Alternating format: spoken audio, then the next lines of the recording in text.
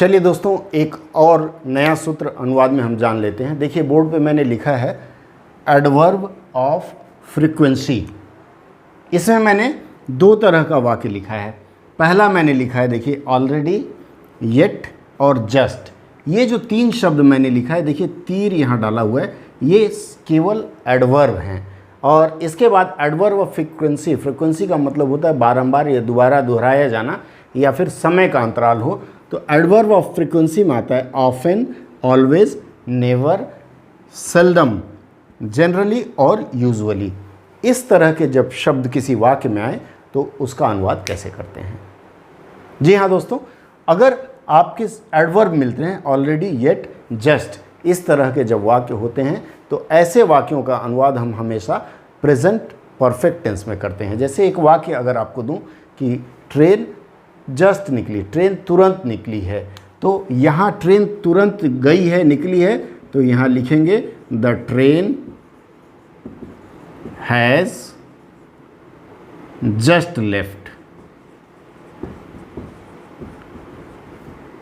अगर ध्यान रहे कि अगर ये तीनों एडवर्ब आपको मिलते हैं तो ऐसे वाक्यों का अनुवाद आप हमेशा प्रेजेंट परफेक्ट में करते हैं।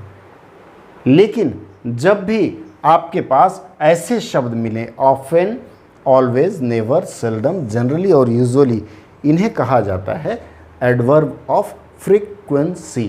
तो एडवर्ब ऑफ फ्रीक्वेंसी जब भी आपको मिले तो ऐसे वाक्यों का याद रहे हमेशा अनुवाद पास्ट इंडेफिनिट में करते हैं, भले ही वाक्य किसी भी रूप में दिखे।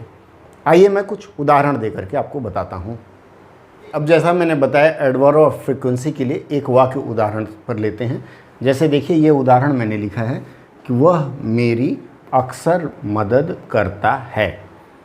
जब इस तरह का वाक्य आए तो मैंने आपको बताया, बेशक यहाँ आपको मदद करता है प्रेजेंट इंडेफिनिट में दिख रहा है, लेकिन फ्रीक्वेंसी आ गया अक्सर, तो ऐसे वाक्यों का अनुवाद हम भी अक्सर पास्ट इंडेफिनिट में करेंगे।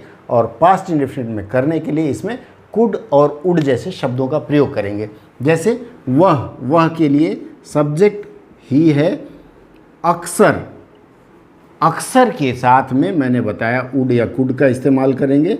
ही, वुड, अक्सर का ऑफन लिख लीजिए। मदद करता है, यहाँ हेल्प या हेल्प्स, क्या लिखना होगा, क्या होना चाहिए आप बताइए। यहाँ हेल्प्स नहीं होगा, हेल्प मी होगा। ठीक है, ये एक वाक्य होगा। इस तरह से कुड और उड लगा करके बहुत सारे आपको वाक्य मिल जाएंगे। अब इसी के साथ में एक और है वाक्य, जब इसमें निवेदन का जब भाव हो, रिक्वेस्ट, निवेदन का भाव यदि किसी वाक्य में प्रकट होता है तो उसमें भी वुड और कुड का इस्तेमाल होता है। और आपको पता है कि वुड और कुड पास्ट का रूप होता है, लेकिन यहाँ हम इसको भले ही प्रेजेंट में कर रहे हैं, लेकिन इसका अंग्रेजी में हम इसका पास्ट रूप लिखते हैं। जैसे क्या आप मेरी मदद करेंगे, करेंगे फ्यूचर की तरफ हम लेके जा रहे हैं, तो या फिर मेरी मदद करिए, तो अंग्रेजी में इसको लिखेंगे could you please, could you please help मी।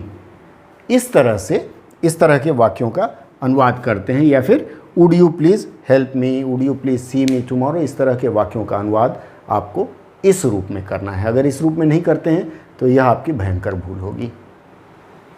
दोस्तों, आज के सूत्र में बस इतना ही। यह सत्र यदि आपको अच्छा लगा हो तो मुझे लगता है इसको आपने सब्सक्राइब अब तक नहीं किया हमारे चैनल को, तो सब्सक्राइब कर लें। आने वाले समय में और भी ऐसे कई नए टिप्स और ट्रिक्स लेकर के आपके सामने उपस्थित होता रहूँगा।